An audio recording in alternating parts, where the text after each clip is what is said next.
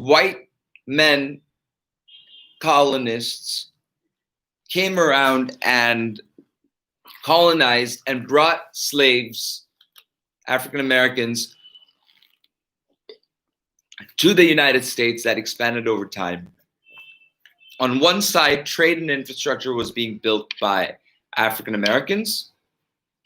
And on the other side, there was this imperial mindset sort of settling in under the genuine interest of a lot of our founding fathers as it developed over time, as independence, the War of Independence happened.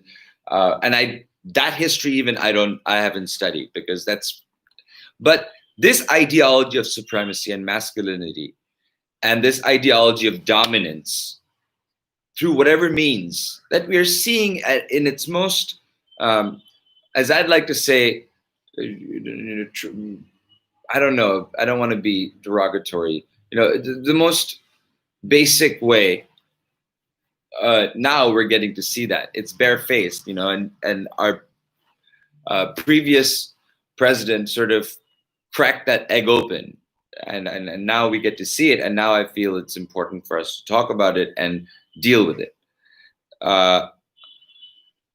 So it pervaded that this Judeo-Christian biblical story was warped in such a way that light and darkness became the distinguishing things became comparative to good and evil.